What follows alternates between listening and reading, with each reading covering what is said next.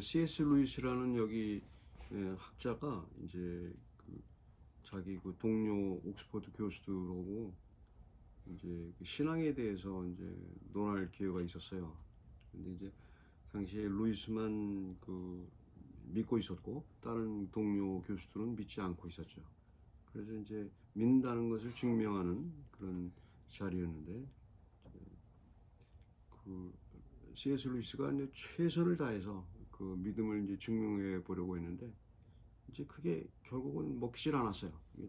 당대의 석학들이 얘기하면서 자기들은 그걸 증거로 믿는다는 것으로 받아들이기가 어렵다. 이렇게 증명이 안 돼서 루이스가 아주 고민을 한 적이 있죠. C.S. 루이스가.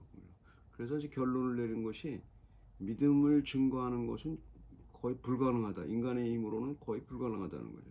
불가능하고 믿음을 증명한다는 것은 자기가 자기 속에서 확신이 드는 것은 그건 이제 하나님이 하는 거라 이제 그것에 대해서 이제 알게 되죠.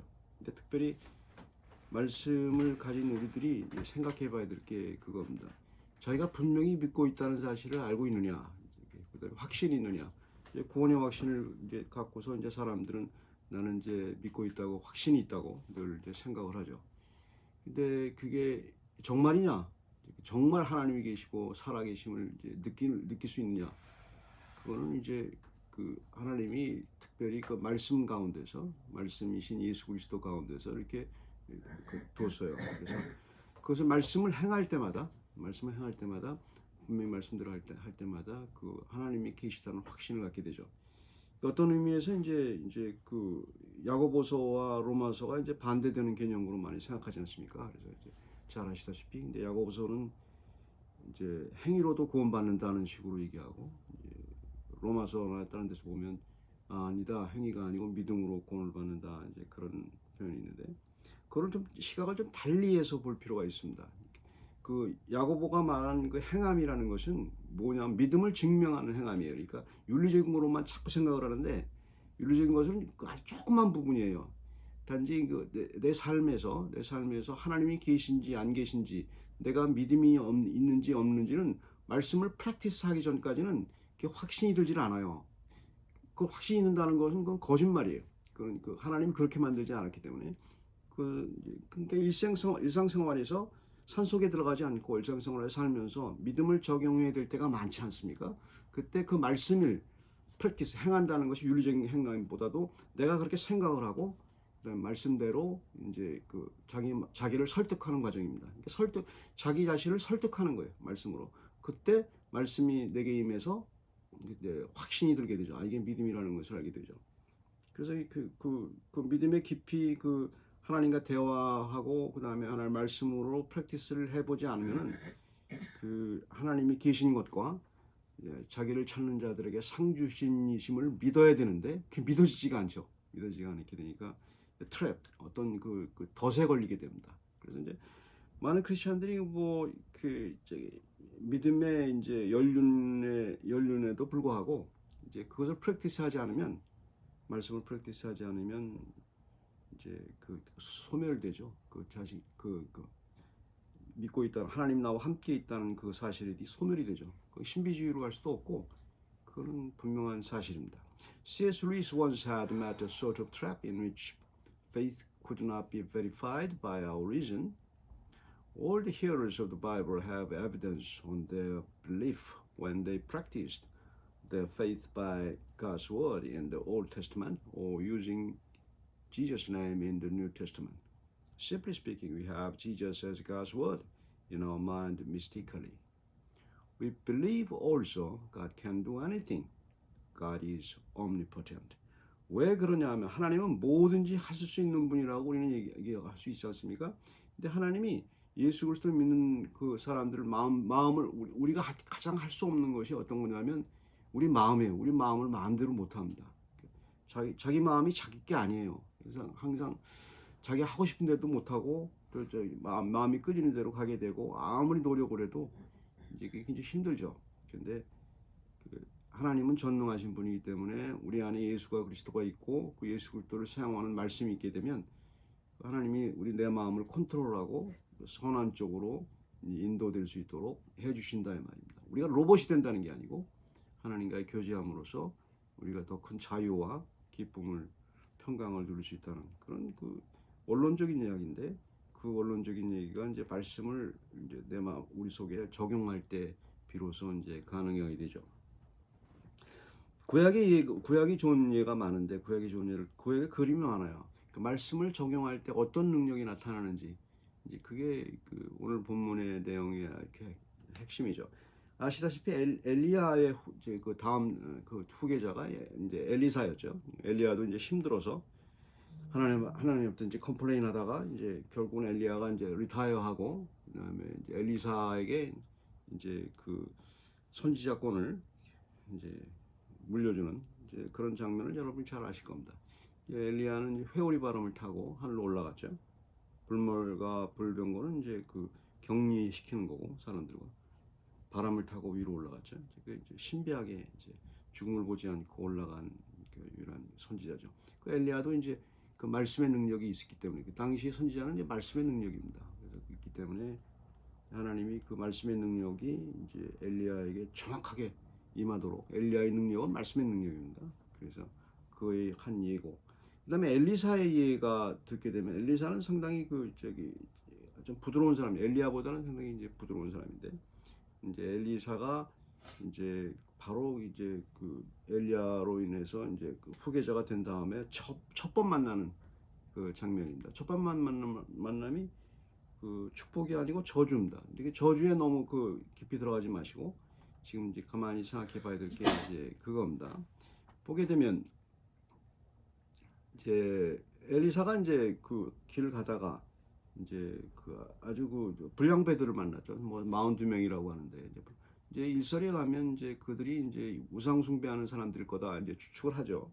근데 뭐 본문에 그런 얘기를 하지 않으니까 본문의 내용 가운데서 이제 엘리사를 이제 그 폭도들이 조롱을 하죠. 42명이 조롱을 하는데 조롱하는 내용이 재밌습니다. 거기에 이제 그것을 잘 해석을 해야 되죠. 대머리에 올라가라 했단 말입니다. 이제 이거는 크다는 뜻이 있죠. 물론 엘리사가 이제 대머리였다는 이라고 할 수도 있지만 반대되는 개념으로 생각할 수 있습니다. 이제 엘리야는 그 전 선지자 엘리야는 털이 많은 사람이에요. 분명히 털이 많은 사람이고 그 온몸에 털이 많고 뭐 이제 세례요한도 그래서 엘리야가 다시 왔다고 얘기하지 않습니까? 털이 많은 그런 그 사람이었죠. 근데 털이 많은 사람과 반대되는 개념이죠. 대면이죠. 너는 털도 없다. 이제 그런 뜻이죠. 엘리야처럼 털 있는 사람도 아니다. 이제 그렇게 얘기하고 올라가라 하는 말은 이제 올라라는 말은 히브리어에서 올라와 우리나라 말의 올라가 똑같아요. 아주 희한하게 똑같아요. 올라간다라는 말이 올라간다는 말이 히브리어나 우리 말과 음역이 똑같아요. 그래서 이제 그 올라가라 이렇게 이제 대머리에 올라가라 이렇게 올라간다는 무슨 얘기냐면 이 표현은 어디서 나오냐면 엘리야가 회오리 바람을 타고 올라갔어요. 거기서 나오는 이제 표현이 올라예요. 히브리어에 올라갔고 그 다음에 지금 여기서 이제 다시 그 폭도들이 얘기하고 있는 것은 그 엘리사를 깔보면서 얘기하는 거죠. 너는 쉽게 말해서 너는 엘리야처럼 그 털이 많지도 않고 이렇게 멋있는 풍채를 가지고 털이 많은 사람도 아니고 너는 엘리야처럼 전무후무하게 하나님의 능력으로 회오리 바람을 타고 올라가지도 않았고 응? 뭐 올라가 봐. 엘리야처럼 너 대머리인 주제에 어디를 어떻게 올라가냐 이런 식으로 비웃는 거예요. 비웃는 거죠. 네가 무슨 선지자냐 이제 그렇게 이제 비웃는 거죠. 이제 키 포인트예요. 여기 잘 봐야 되는 게 우리의 삶 가운데서 크리스찬이 됐을 때 이제 가장 우리에게 도전이 되는 게 있습니다. 자기 스스로에게 혹은 다른 사람을 통해서 도전이 될 때 믿음이 약해질 때가 있어요. 믿음이 약해질 때가 어떤 데냐면 뭐 윤리적인 것을 우리를 보고 얘기하든가 아니면 다른 것을 얘기할 때 어떤 게 있냐면 네가 예수 믿는 사람이냐? 그러면 예수님 같이 좀 행동 좀 해봐. 이게 굉장히 가슴이 아픈 얘기죠. 잘 믿는 사람처럼 그렇게 멋있게 행동을 하고 그렇게 어떤 표본을 좀 해봐. 자기들은 절대 안 하죠. 안 하지만 이제 내 스스로도 이제 그렇게 생각하고 내가 예수 믿는 사람 맞나 이제 그렇게 생각하기도 하고 다른 사람도 믿는 사람이 왜 저렇게 행동을 하는가 그렇게 생각할 수 있죠. 이제 그렇게 해서 이제 조롱을 하게 되는데 다른 사람이 자기를 조롱하는 거는 둘째치고 자기 스스로 자기에게 확신이 없이 조롱이 드는 거예요. 자기 네 주제에 무슨 예수 그리스도 믿는 사람이냐, 네 주제에 무슨 하나님의 자녀냐 이런 마음이 드는 게 있어요. 그러니까 조롱이 이게 폭도 이게 항상 구약은 그 그림이에요. 항상 그림을 갖다가 잘 해석을 해야 되죠. 그 우리 마음 속에 폭도 같은 그 조롱하는 것들이 있어요. 막 끌어오르면서 너는 그 하나님 자녀 아닐 거야. 네가 무슨 뭐 그 예수 그리스도를 믿는다고 예수 그리스도가 네 안에 있다고 예수 그리스도처럼 하나님 때 행동 좀 해봐 이런 식으로 이렇게 이제 조롱하는 그런 마음이죠. 그러면 이게 자신감이 확 떨어지죠. 자신감 확 떨어져서 이제 그 있었던 그 그림입니다. 이제 그게 오늘 본문의 엘리사의 그 도전입니다. 엘리사의 도전이 어떻게 이제 행동되는지 한번 보죠. We cannot verify the power of the word before we apply it to this world. One of the examples on applying God's word present in the story of mocked Elijah. Elijah was mocked by boisterous mobs. Go up, you bald head. 23. Go up, Hebrew of Ola, the same sound and meaning of Korean Ola, had been compared with Elijah who disappeared. Go up by a whirlwind. And bald-head Elijah was compared with hairy Elijah. These juvenile kids were mocking Elijah. You are not like legend prophet Elijah. You are just a powerless, shabby pastor. They said to that. Our war in faith is nothing but mocking to myself or by others. You are not like Jesus, so you do not have God's word. If we have God's word, then verify it. 항상 도전이에요. 우리 세상에 살면서 내 스스로에게 아니면 다른 사람들에게 도전을 받아요. 어떤 도전을 받냐면 이 조롱에 대한 도전을 받아요. 내가 확실히 맞느냐, 믿는 사람, 말씀을 가진 사람이 맞느냐, 이제 그런 도전을 갖게 되죠. 그때 이제 엘리사가 어떻게 행동하는가를 잘 보시면 돼요. 24절 보면 그런 표현이죠.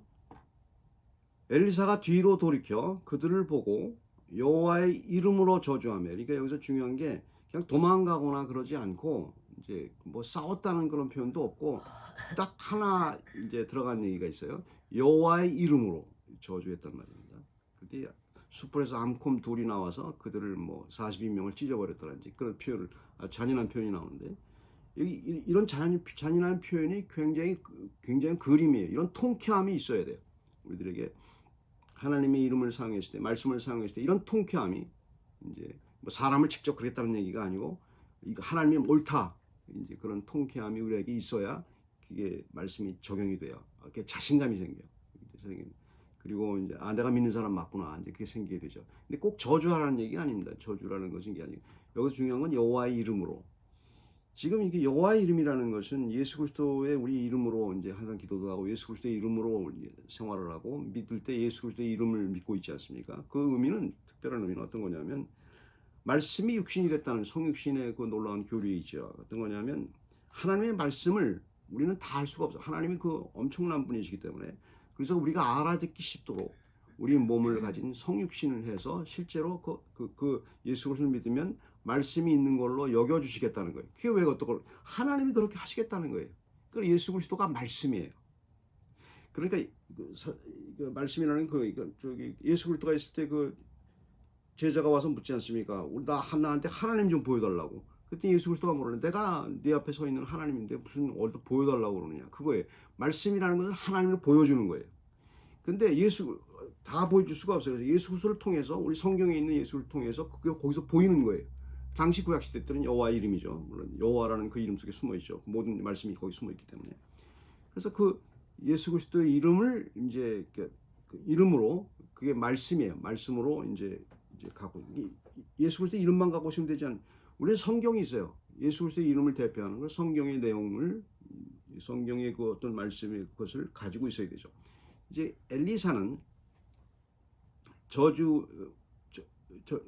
어떻게 이거 자기를 조롱하고 그 말씀에 대해서 도전하는 사람들한테 어떻게 얘기하냐. 여호와의 이름으로 저주했는데 왜 저주할 수 있는 근거가 있어야 되지 않습니까? 근거가 이제 있죠. 어디에 있습니까? 신명기에 보게 되면 자기를 저주, 복과 저주가 나와요. 그리스도의 하나님의 이름을 저주하는 사람은 저주를 받고, 그다음에 하나님의 그 말씀과 그런 것을 저주하는 사람은 저주를 받고. 그러니까 지금 당시 구약 시대의 엘리사는 하나님의 말씀이에요. 얘들은 하나님의 말씀 자체예요. 그러니까 예수 그리스도 전에는 예수 그리스도가 온 후에는 예수 그리스도가 말씀이지만 그 전에는 그 선지자들이 하나님의 말씀을 맡은 자이기 때문에 하나님의 말씀으로 여겨줬어요. 그 말씀이 이제 항상 도전을 받는 그런 그 상황이에요. 그래서 그래서 그 엘리사의 말씀 가운데 어떤 말씀이 나는 그걸 찾아볼 필요가 있죠. 레위기 26장 22절 보면은 하나님을 이제 저주하거나 우습게 여기면은 정확하게 표현되어 있어요. 레위기 26장 22절 보면 들짐승들이 나와서 그들을 죽일 거다. 그런 표현이 있어요. 그러니까 이게 물론 신명기는 뭐 많이 전체 다 갖고 만약에 하나님을 저주하고 하나님의 말씀 안 들으면 그런 반드시 이제 저주를 받는 적이 있단 말이에요. 그러니까 엘리사는 지금 여기서 자기가 저주한 게 아니에요. 말씀이 저주하도록 한 거예요. 말씀이 저주하도록 한 거고, 그 레위기 정확한 표현, 그 많은 표현 중에서 레위기 26장 22절 들짐승들이 나와서 너희들을 저주할 거라. 그럼 믿은 거죠. 그러니까 하나님은 그 말씀을 믿게 되면, 말씀을 믿고 말씀이 그렇게 하게 되면 반드시 하거든요. 그래서 뭐 당연히 들짐승보다 더 큰 앙콤 둘이 나와가지고 다 그냥 그 말씀을 우습게 보는 사람들을 다 없애지 않습니까? 우리 안에 확신을 갖는 중요한 방법입니다. 우리 안에 나를 조롱하고 내가 믿는 사람 맞느냐 그러고 환경과 조건이 뭐 여러 가지 내가 하나님의 아들이 맞나 이런 생각이 있지 않습니까? 스스로 조롱하는 게, 다른 사람이 조롱하는 거는 뭐 요새는 뭐 그 세대가 뭐 남이 어떻게 생활든 뭐 신경 안 쓰는 세대니까 제일 큰 문제는 내 스스로가 어떻게 생각하는 겁니다. 그때 말씀을 가졌으면은 내 스스로가 내 스스로에게 얘기할 수가 있죠. 나는 하나님의 말씀을 가졌구나. 그리고 하나님의 자녀구나. 그것도 말씀의 능력이 나타나게 되고 그걸 보게 되죠. 그게 이제 그 오늘 본문의 아주 중요한 말씀이에요. 물론 이제 신약 시대 이제 예수 그리스도를 믿고 난 이후에는 그 저주는 필요 없어요. 왜냐하면은 요한복음 3장 18절에 보게 되면 믿지 않음으로 이미 심판을 받았다고 되어 있어요. 그러니까 내가 심판할 필요가 없어요. 어떤 사람은 저주할 필요 없어요. 믿지 않는 사람이나 날 저주할 필요가 없는 게 이미 심판을 받아. 이미 이제 그들은 그냥 하나님으로부터 암콤 둘 정도가 아니고 그냥 완벽하게 이제 아주 없는 사람들로 저주를 이미 받았기 때문에 그 저주 받은 사람은 또 저주할 필요가 없죠. 그렇지 않습니까? 구약 시대는 뭐 이제 마음껏 이제 예수가 오시기 전이니까 우리는 이미 예수 그리스도가 선포했어요. 하나님이신 예수 그리스도가 이미 이제 심판을 받은 사람들이죠. 그래서 내가 거기다가 너 심판을 저주할 필요가 없죠. 이미 저주받은 사람들한테, 이미 죽은 사람한테 뭘 죽이려고 덤빕니까? 그와 똑같은 거죠. 상관이 없는 거죠. 그러니까 지금 우리에게 남아 있는 것은 우리 스스로에게 이제 하나님 말씀으로 어떻게 적용하고 하나님 말씀으로 확신을 갖느냐가 중요한 관건이에요. 그래서 여기서 잘못 해석하게 되면 엘리사의 저주를 가지고 갖다 놓고 이제 사람들이 자꾸 이제 겁을 주죠. 특별히 이제 프리스트나 이제 설교자들은 말씀을 맡은 자들을 저주하기 때문에 니들 잘못하면 저주한다 이런 식으로 겁주는 걸로 이렇게 표현하는데, 물론 그런 사람들이 있어요. 그렇게 말할 때 편리하긴 하죠. 근데 원래의 원뜻은 이제 그 뜻이 아니고 하나님의 말씀을 가진 자의 당당함, 이미 이제 믿지 않음으로 저주받은 것에 대한 확신, 그렇게 이제 사는 모습을 이제 엘리사를 통해서 우리에게 보여준 거죠. In 24, Elijah was verifying God's word in the name of the Lord. He had God's word when he cursed them. That word was in Leviticus 26, verse 22, and Deuteronomy, whole chapter. All the Christians doesn't have to curse others because Jesus already did for us. 그러니까 우리가 너무 고민할 필요가 없는 게, 저 사람이 아주 미운 사람이나 이런 말씀이 없는 사람 고민하는 게, 이미 이제 그들은 저주받은 사람들이기 때문에 예수님이 우리 대신 이미 저주를 하셨어요. 그러니까 거기에 대해서 노연할 필요가 있죠. We can verify the power of God's word when we apply it to our own situations. 그러니까 우리 말씀을 프랙티스하고 하나님의 말씀을 계속 우리들에게 내 삶에서 늘 생각하고 적용하지 않으면 내가 가장 큰 문제는 그 확신이 사라진다는 겁니다. 하나님의 자녀라는 확신도 사라지고 자신감도 사라지고 그래서 이제 그게 그 살아가는데 아주 자기 자신을 미약하게 만들고 약하게 만들죠. 기도하겠습니다. 사랑의 하나님, 주께서 저희들에게 말씀을 사용하도록 하시고 그리스도가 우리 안에 있고 내 안에 있어서 그리스도답게 생활할 수 있도록 저희들을 치유하는 것을 알게 됩니다. 저희가 약해서 여러 가지 실수하고 넘어지고 나쁜 생각을 하게 되고 여러 가지 아주 저주받을 그런 생각들도 많이 합니다. 하지만 그리스도의 이름으로 우리가 구원받았고 그리고 그리스도의 이름을 사용하고 말씀을 사용할 때 우리 마음에서 새로운 마음이 창조되고 믿음의 마음이 창조되고 하나님을 사랑하는 마음이 창조되고 그리고 당당하게 이 세상에 살아가는 방법과 그 기쁨을 다시 회복한다는 사실을 믿습니다. 감사드리고 예수 그리스도의 이름으로 기도드립니다.